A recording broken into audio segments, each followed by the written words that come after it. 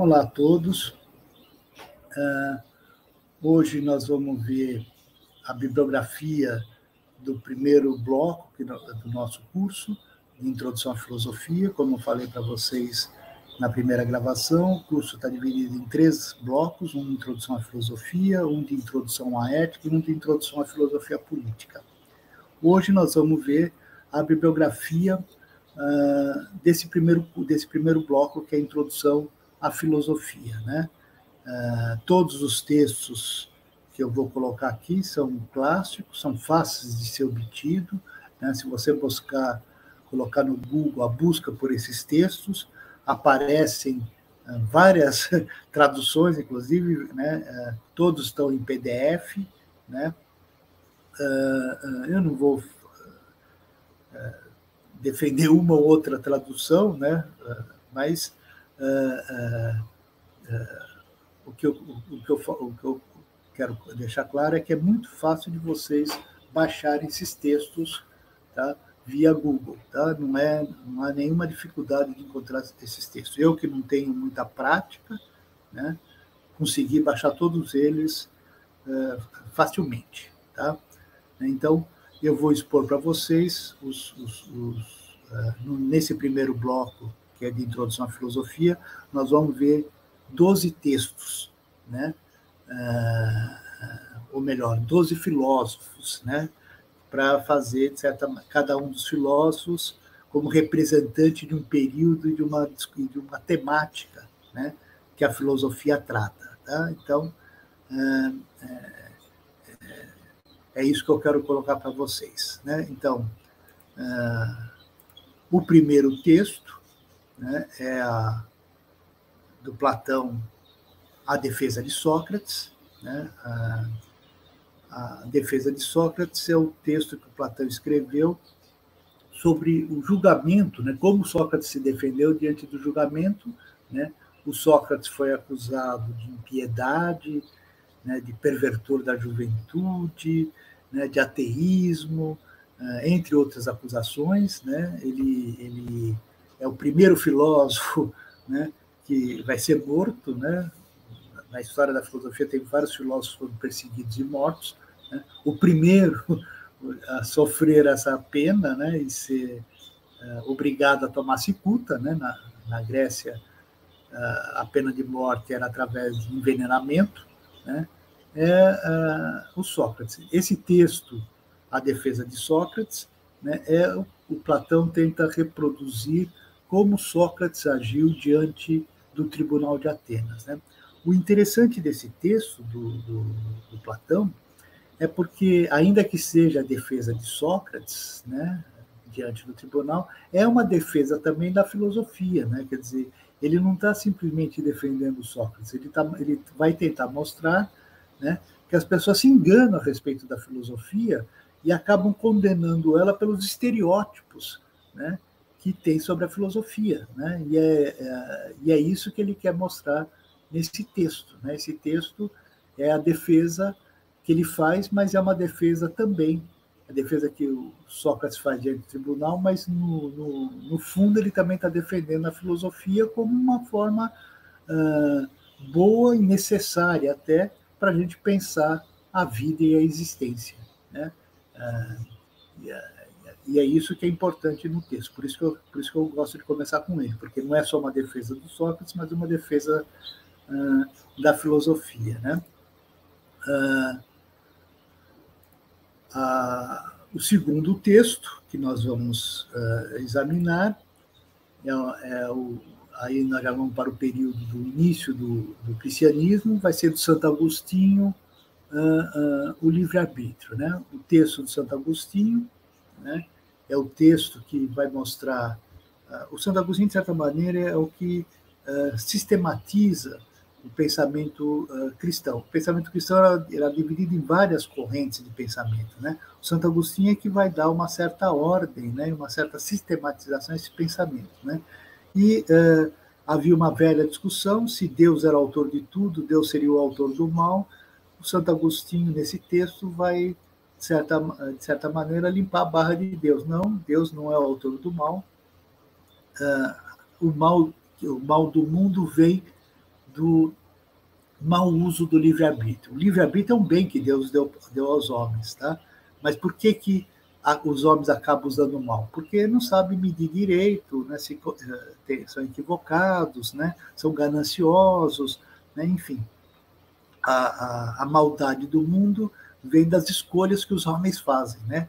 Então, é um texto importante, né? Ele vai mostrar por que Deus, inclusive, por que a gente pode ser punido ou premiado pelas nossas ações, porque a gente tem a possibilidade de escolha. Se nós não tivéssemos a possibilidade de escolha, né, a gente não poderia ser nem punido, né, nem premiado. O que faz os homens merecerem ser considerados virtuosos ou viciosos? O fato que ele pôde escolher. E aí, ou escolheu bem, e aí merece um prêmio, ou escolheu mal, e aí merece uma punição, né? Mas é porque nós temos a liberdade de escolha. A liberdade de escolha é que, de certa maneira, produz o mal desse mundo, né? Não é... Deus não criou nada, nenhum mal do mundo, né? Nós é que não sabemos escolher bem os bens que Deus fez, né? Essa que é a ideia que o Santo Agostinho vai trazer para nós. O terceiro texto que nós vamos examinar é do Maquiavel, O Príncipe, né? O Maquiavel já é um autor renascentista, né? No Príncipe é um texto que inaugura o realismo político e a separação da ética da política, né? O Maquiavel vai colocar para nós que o príncipe não está em boas condições. Na verdade, o príncipe tem escolhas desagradáveis a serem feitas. Governar não é algo puro, né, gostoso, fácil. Por quê? Porque as escolhas que o príncipe tem que fazer são todas desagradáveis. Ele não tem recurso para tudo, ele vai ter que deliberar. E o que esse texto mostra no Maquiavel, né, são as condições da governabilidade, que não são coisas agradáveis. Né? Por que o príncipe não pode manter a palavra dada? Por que ele tem que ser temido em vez de amado? Né? Enfim, como ele deve organizar seu governo, né? Como afastar os aduladores, né? São questões que o Maquiavel vai colocar que é importante para o príncipe poder governar, né?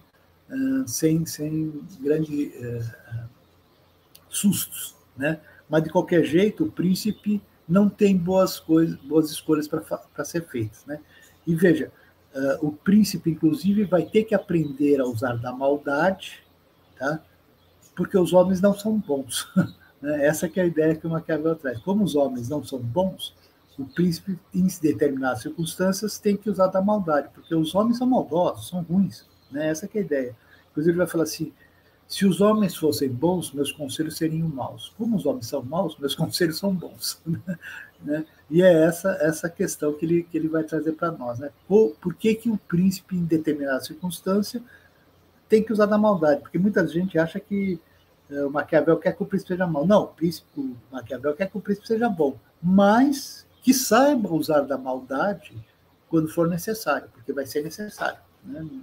E não é por maldade do príncipe, mas pela circunstância em que os homens se encontram, que é de uma luta de todos contra todos. Né? Então, ele vai ser obrigado a tomar algumas atitudes drásticas, né? Cruéis até, né? Mas para defender a governabilidade. Né? Então, ele inaugura o que a gente conhece como, o que a gente chama como realismo político, né? E a separação da ética da política. Né? Então, a questão, a virtude política não tem nada a ver com a virtude ética. Né? Ela tem a ver com a astúcia, a capacidade de manipular a sociedade de tal maneira conseguir os resultados necessários para a permanência do governo. Né? E é essa que é a grande questão que o Maquiavel vai colocar para nós. O quarto texto que nós vamos examinar é do Montaigne. Montaigne também é um autor renascentista, mas já do final do Renascimento. Né? Nós vamos ver os ensaios, né? Principalmente do livro primeiro, vão ser ensaios do livro primeiro, né? São 3 livros os ensaios, né? Mas nós vamos ver alguns ensaios do livro primeiro. Tá? Nesse texto do Montaigne, tá? Ele inaugura essa forma, inclusive, de escrita. Né? É a partir do Montaigne que a gente... esse estilo literário, né, ensaístico, né, começa a existir. Né? O Montaigne é um cético, né, e ele vai falar, como ele coloca logo no começo, né, vou falar das minhas verdades, não das verdades do mundo, mas como eu penso que é o mundo. Né? Então, né, ele não está preocupado em mostrar quais são as grandes verdades do mundo, mas colocar as verdades que ele pensou a respeito das coisas. Né? E os ensaios vão abordar, normalmente, questões são críticas do cotidiano, da vida comum, dos costumes, né? E é isso, ele vai fazer uma reflexão sobre essas questões. Né? Nós vamos pegar um ensaio sobre a mentira, por exemplo, um ensaio sobre os canibais, né? Um ensaio sobre a filosofia, né? E o que ele vai colocar para nós é como ele pensa essas questões. Né? Então, ele é um crítico, né? Como cético, ele não acredita que exista uma grande verdade sobre o mundo, cada um de nós tem que chegar na sua própria verdade. E ele vai mostrar as verdades que ele chegou. Tá? É isso que ele tá preocupado em mostrar, né? E não as grandes verdades do mundo. Tá? O quinto texto que nós vamos trabalhar é do Descartes, Discurso do Método. Né? O Descartes é o cara que inaugura o que a gente chama de filosofia moderna, né? Onde a grande preocupação dessa filosofia moderna é estruturar um método de pesquisa. A reflexão que o Descartes nos apresenta é que a filosofia, até a época dele, tá, não permitiu o desenvolvimento, uma superação das ideias do passado, porque todas elas são muito subjetivas, né? E não tem uma metodologia que a gente possa constatar objetivamente o que se quer fazer. Boa parte dessa filosofia, antes da filosofia cartesiana, né, depende da crença do autor. Né? E o Descartes, inclusive, vai colocar para nós. Eu estou escrevendo um texto que serve tanto aos turcos, né, os muçulmanos, quanto aos cristãos. Tá? Né? O que ele quer mostrar é que a ciência é capaz de fazer algo que independe da sua subjetividade, da sua religião e tudo mais. Né? 1 mais 1 é 2, seja católico, né? Islâmico ou judeu. Né? Não faz diferença qual é a sua religião, 1 mais 1 é 2. Né? Força é massa vezes aceleração. E essas são as questões fundamentais para você desenvolver a ciência. Tá?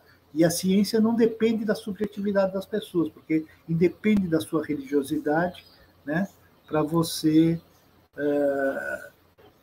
constatar as verdades científicas. Né? E a ideia dele é que, como todos nós temos bom senso, tá? E somos racionais, quando a ciência mostra as coisas como elas são, as pessoas são obrigadas a aceitar esses fatos. Esses fatos são objetivos. Né? Então, ainda que a humanidade, na época dele, ainda acreditava, de certa maneira, que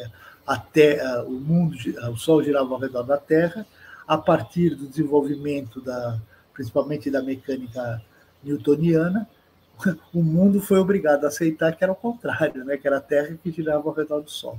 E isso foi comprovado objetivamente. Então, mesmo a Igreja não gostando dessa hipótese, tá? Ela foi obrigada a submeter. Por quê? Porque essa verdade não depende de argumentos, ela mostra fatos. Né? E é isso que a ciência tem que fazer. E essa é a modernidade que está trazendo. Né? A ciência não deve explicar por que existe o mundo, mas ela deve explicar como o mundo existe. Né? Então, as perguntas essenciais que vinha desde a metafísica do Aristóteles, né, até a época do Descartes, vai ser trocada por uma nova forma de interrogar o mundo. Muda-se a pergunta, não interessa mais por que existe o mundo, mas como que existe o mundo. É isso que a ciência vai fazer. Ela não vai mais qualificar o mundo, mas vai quantificar esse mundo. É isso que a modernidade inaugura. Tá? Depois do Descartes, nós vamos ver o Hobbes. O Hobbes é o texto Leviatã, né? O Hobbes é o grande teórico do Estado, né? A partir do pensamento hobbesiano é que a gente vai entender por que nós precisamos do Estado, né? Qual a função que o Estado deve cumprir, né? E esse Estado ele vai mostrar, é um Leviatã, é um monstro, né? É um mal necessário, né? Infelizmente, né? Se não houver a força da espada, ninguém cumpre as leis, né? E enquanto não há a força da espada, todo mundo luta para ter tudo para si, né? Todo mundo tem direito a tudo, né? A partir do momento que surge o Estado vai determinar o que é meu, o que é seu, né?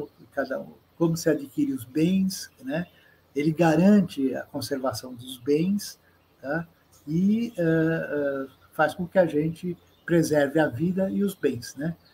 A ideia que o Hobbes vai trazer para nós é que a liberdade natural ela pode tudo, mas não garante nada. É melhor trocar pela liberdade civil, onde a gente tem direitos, tem deveres, mas tem direitos, né?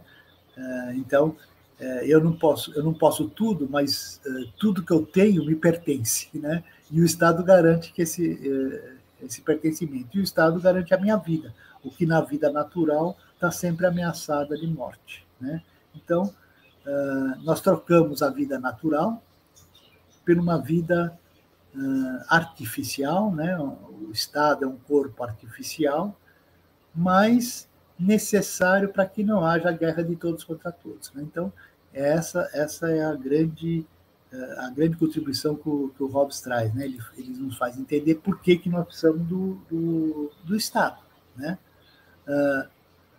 O sétimo texto que nós vamos trabalhar é do Locke, a Carta acerca da Tolerância, né? É o texto que inaugura a ideia de que nós devemos ser tolerantes, né? A ideia de que o Estado tem que ser laico, ainda que ele não use essa expressão, o termo laico é um neologismo, né? É um termo recente, né? Mas a ideia da laicização do Estado já está presente nesse texto do Locke. Ele vai exatamente falar isso. O Estado cuida dos bens civis, quais são? As posses, a vida, né? Os direitos, né? E a igreja é que cuida da salvação da alma. O Estado não pode interferir nas nossas escolhas religiosas, né? Isso é uma opção de cada um. E a igreja não pode interferir na vida civil. A função da igreja é salvar a alma e não interferir na vida política, né? Então, o Estado cuida da vida política e civil e a igreja cuida da salvação da alma, né? É a divisão entre Estado e igreja, né? O Estado tem que ser laico, ele não pode defender uma religião, tá? Porque a religião é algo que você tem que adquirir por persuasão, por convencimento, né? E o Estado é coação, né? O Estado não pode coagir a gente a seguir uma religião, tá? Primeiro porque ninguém sabe quem salva, qual a religião que está certa, né? Então o Estado não tem como fazer essa deliberação para nós, né? E na verdade cada um de nós é que vai fazer a escolha, tá? Por quê? Porque na verdade ninguém sabe qual é a melhor religião de todas, né? Nós é que na nossa consciência, com o nosso entendimento, vamos escolher a religião que nós achamos mais apropriada para salvar a nossa alma, né? E para a gente entrar no reino do céu, né? E a igreja não pode interferir na vida política, nem obrigar as pessoas a seguir seus preceitos, tá? Ela pode, caso ela não gostar dos seus adeptos, faça alguma coisa, por exemplo, ela acha que as moças não podem usar saia curta, né? E as moças continuam usando saia curta, o máximo que a igreja pode fazer é excomungar essa pessoa, tá? Mas ela não pode ofender, não pode maltratar, não pode perseguir, tá? Ela pode excomungar porque ela tem direito de fazer suas próprias normas, e essas normas são feitas de comum acordo. A igreja nada mais é do que um organismo da sociedade civil criada livre e voluntariamente pelos seus cidadãos, tá? E as pessoas seguem livre, tá? E voluntariamente, né? Não pode ser coagido a seguir a religião. A religião é sempre uma escolha pessoal, tá? Então, Essa é a questão da tolerância. E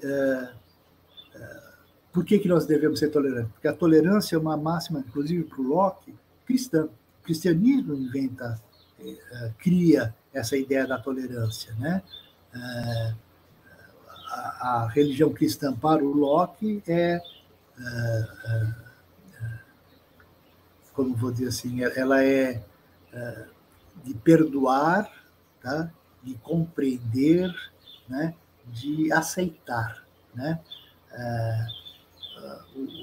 O verdadeiro cristão não julga e nem pune as outras pessoas. O verdadeiro cristão convive, né, com os outros homens, tá?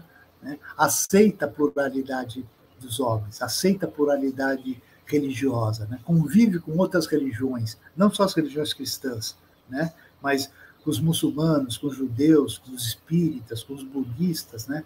A religião cristã é uma religião tolerante. Essa que é a ideia que o Locke fala. Quem não, e os padres e pastores que são contrários a essa posição, na verdade, para o Locke, não entenderam propriamente a ideia cristã, né?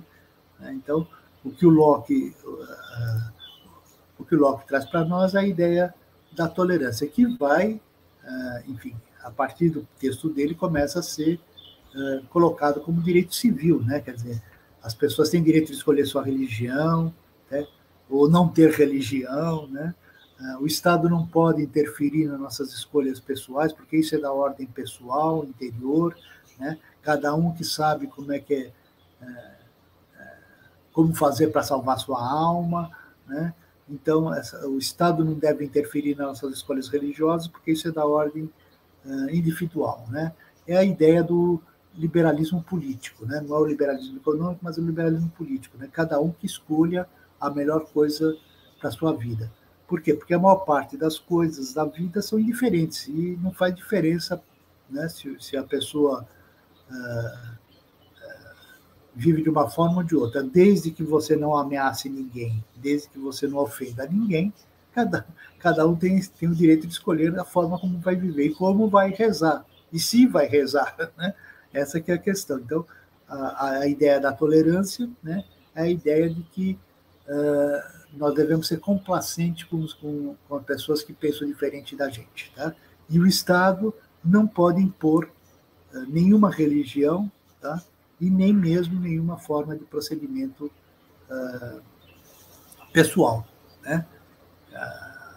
O que o Estado garante são os bens, tá? E os direitos dos homens, e a vida, né? Essa que é importante, né? Aí o 8º texto vai ser do Rousseau, o discurso do método, desculpe, não é o discurso do método, o discurso sobre a origem e a desigualdade entre os homens, né? É um texto onde o Rousseau vai nos colocar que a origem da desigualdade entre os homens não vem da natureza, né? Ainda que a natureza nos faça diferentes, né? Uns mais altos, outros mais baixos, homens, mulheres, né? Uns são jovens, outros já são idosos, né? Uns são mais fortes, outros são mais fracos. Essa desigualdade natural não é importante. A grande desigualdade que existe entre os homens é de origem social. A sociedade é que impõe. Então, ela põe os ricos e os pobres, né? A nobreza e os plebeus, né? Os governantes e os governados, né? É a sociedade que estabelece a desigualdade entre os homens, tá? Então, a origem dessa desigualdade, na verdade, não é uma coisa que surge naturalmente, mas é algo artificial, criada pelo desenvolvimento da vida social, né? Essa que é a questão. Por natureza, cada um procuraria a sua própria vida, não se intrometeria na vida dos outros, né? Teríamos uma vida agradável. A sociedade é que começa a criar a competição entre os homens, a vaidade, né? A vanglória, né? Essas questões que a sociedade cria e faz com que a gente acabe disputando as coisas, né? Então, as pessoas cobiçam as mesmas coisas e aí vai haver a guerra entre os homens, né? E a competição, né? Mas isso não é por natureza, isso decorre da vida artificial que a vida social da sociedade civil cria para os homens. O nono autor que nós vamos trabalhar é o Kant, e aí nós vamos pegar 2 textos pequenos dele. O primeiro é a resposta à pergunta o que é esclarecimento, tá? Onde o Kant mostra que, contrariamente à época dele, que ele está em pleno iluminismo, né? Ele vai jogar um certo balde de água fria na ideia, né? Assim, nós estamos esclarecidos, ele fala, não, nós estamos caminhando para o esclarecimento, mas os homens ainda não estão esclarecidos. E não estão esclarecidos por preguiça, né? E por medo, né? Os homens podem escapar da tutela, mas eles se acovardam, eles não fazem isso, tá? Por medo e por preguiça, né? Então, o que impede o homem de ser esclarecido é a falta de coragem, tá? E de certa maneira, a falta de vontade, né? Porque todas as informações são acessíveis às pessoas. Se as pessoas não vão atrás das informações e se deixam tutelar por outras pessoas, a culpa da sua menoridade, que é o termo que o Kant usa, é dela própria. Tá? Por quê? Porque se você não é uma pessoa com deficiência, né, deficiência física, mental, nada disso, você tem todas as condições de se instruir e se libertar. Né? E se você não faz isso, é porque você ou está com preguiça, né, ou não tem coragem. Né? Ou os dois juntos, né? Pode ser os dois juntos. Né? Mas essa é a questão. E o outro texto do Kant é sobre o pretenso direito de mentir por amor aos homens. Né? Então, é um texto também pequeno, curto, do Kant, né? Onde ele vai mostrar que a gente justifica a nossa mentira pelo fato da gente não ter coragem de assumir as coisas. E a gente justifica a nossa imoralidade em cima da imoralidade do outro. Quer dizer, a gente cria uma reserva moral onde eu justifico meus erros em cima dos erros dos outros. Né? Eu não faço maldade, mas como os outros estão fazendo maldade, eu sou obrigado a ser maldoso também. E eu vou justificando meus erros em cima dos outros. E a ideia de que você mente porque você ama os homens. Né? E, na verdade, não. Você mente para salvar sua pele. Né? Essa que é a verdade. Né? E é isso que o Kant tenta mostrar também. Então, é um texto também curto, né? Não é um texto longo, né? E é um nono autor. O 10º autor é o Nietzsche. O texto é Humano, Demasiado Humano. Né? É o texto onde o Nietzsche rompe com a filosofia clássica e inaugura a sua filosofia por aforismas. Né? O aforismo é inspirado nos ensaios do Montaigne, né? Esse estilo de escrita. São textos curtos, né? Ele não tem um sistema filosófico como o Kant, o Hegel e vários outros filósofos, mas ele aborda questões do cotidiano, né? Fazendo críticas a esse cotidiano, mostrando os erros que nós cometemos, né? Como nós nos deixamos enganar, né? Como nós somos fracos, né? Como a gente não tem coragem de agir, né? Como a gente é acomodado. Né? Então, a filosofia do Nietzsche é uma filosofia de crítica da vida cultural e política da época dele. Né? Ele é um grande crítico, né? Inclusive do germanismo. Né? E esse texto, Humano, Demasiado Humano, inaugura essa filosofia de aforismos, né? Que são pequenos textos. Né? Cada texto tem seu sentido completo, cada aforismo é um aforisma, você não precisa ler, inclusive nem em ordem cronológica, cada um é um, né? Você pode seguir de acordo com o seu interesse. Então, é um texto bastante interessante, né? Às vezes ele choca um pouco a gente, porque ele tem palavras fortes, né? E faz algumas críticas ácidas, né? E a gente não percebe, às vezes, a ironia, né, que ele está colocando na sua reflexão. Tá? Então, o Nietzsche já é um autor contemporâneo, ainda que ele seja do século XIX, né, mas ele inaugura o que a gente inaugura o período contemporâneo, né? Uma filosofia mais próxima de nós, tá? É uma filosofia já que se origina no mundo acadêmico, né? A partir do Kant, quase todos os filósofos vão ser membros de alguma academia, né? Antes do Kant, quase nenhum filósofo, né, vivia na universidade, mas a partir do Kant, né, os filósofos vão ter seu habitat natural nas academias, nas universidades, né? O Nietzsche começou sendo professor universitário, mas se aposentou por problemas de cordas vocais, né? Professor sem cordas vocais é difícil de lecionar, né? Mas ele vai fazer uma filosofia, inclusive fazendo críticas ao sistema acadêmico, né? Mas ele inaugura o que a gente chama do pensamento contemporâneo. O 11º autor que nós vamos trabalhar é o Sartre, o essencialismo e o humanismo. O Sartre ele é um filósofo interessante porque ele defende uma filosofia engajada, né? Digamos assim, desde que o Sócrates foi condenado à morte, os filósofos, de certa maneira, fugiram da praça pública com medo de serem punidos, né? Apesar de vários filósofos terem sido punidos, queimados, né? Perseguidos, né? De certa maneira, os filósofos saíram da arena pública e ficaram restritos à vida acadêmica, escrevendo, inclusive, para acadêmicos. O Sartre, não, ele vai se engajar, inclusive, nas lutas para acabar com as colônias europeias na África, principalmente, e na América, né? Ele vai se engajar nessa luta decolonial, né? Em particular com a Argélia, né? Da Argélia, que era uma colônia francesa, né? E ele vai ser um cara que vai lutar, inclusive, para derrubar digamos assim, a dominação dos homens pelos homens, né? A luta dele é pela emancipação, né? Pela libertação das pessoas, né? Para que as pessoas tenham a sua vida própria, independente do sistema econômico, né? A ideia que ele traz, que ele defende, né? É que a gente, de certa maneira, está escravizado por essa vida, né?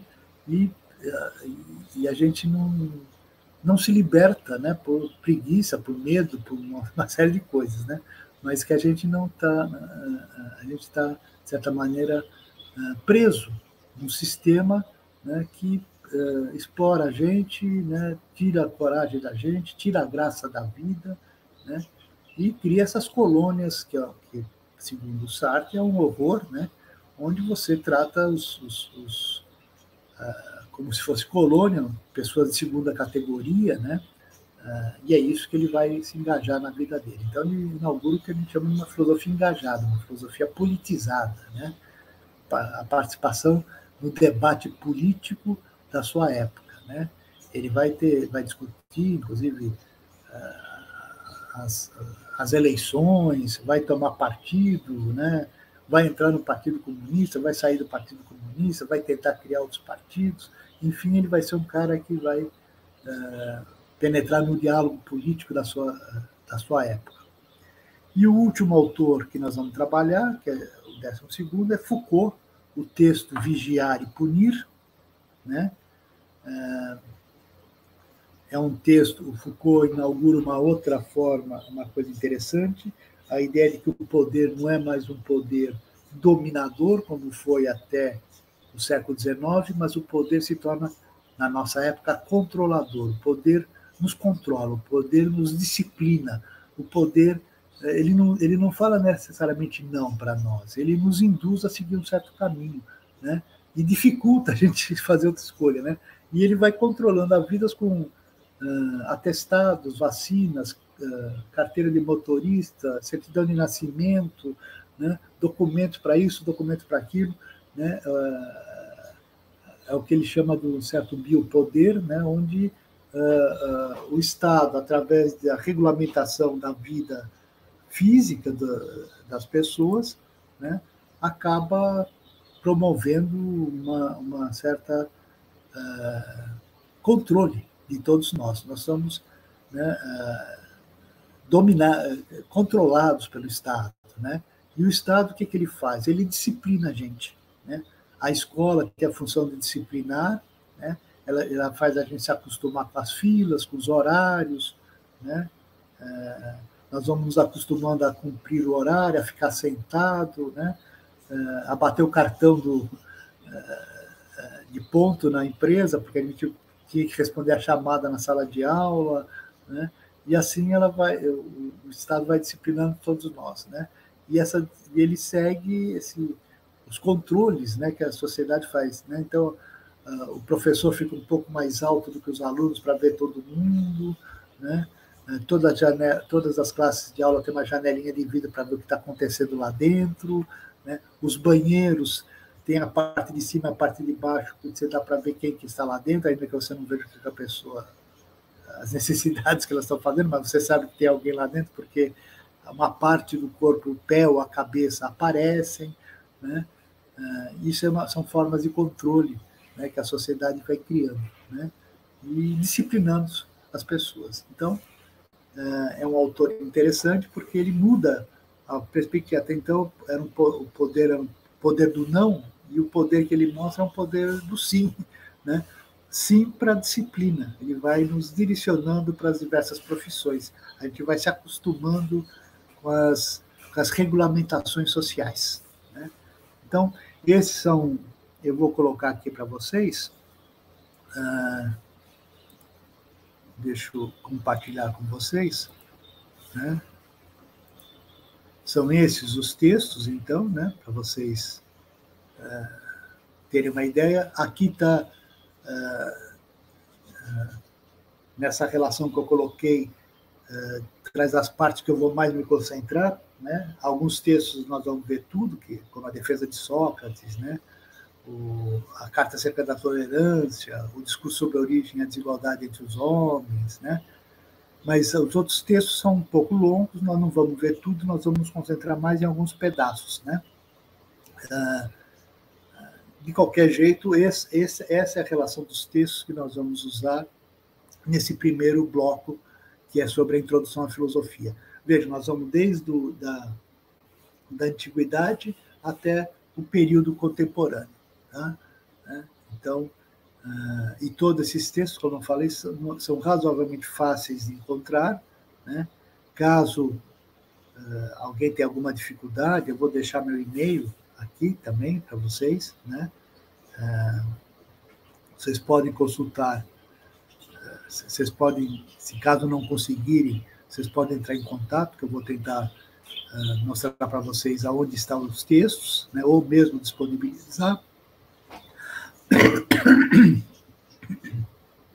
né? Para que vocês todos tenham acesso a esses textos, tá bom? Né? Esses textos vão ser intercalados, vai ter aulas expositivas e depois aulas de debate desses textos, né? E nós vamos refletir junto com esses autores algumas questões, né? E esses textos, inclusive, têm a função de iluminar o período e as questões filosóficas que nós vamos estar examinando na parte expositiva, né? Então, nós serão 60 horas de estudos, né? Cada um faz quando achar melhor, como achar melhor, né? Essa é a virtude do sistema desse curso, é um curso aberto, né? E cada um vai ser meio que autodidata, vai seguir seu próprio ritmo, né? Eu vou colocar, eu vou ser, de certa maneira, um despertador, né? Mas cada um que vai seguir seu próprio ritmo, tá?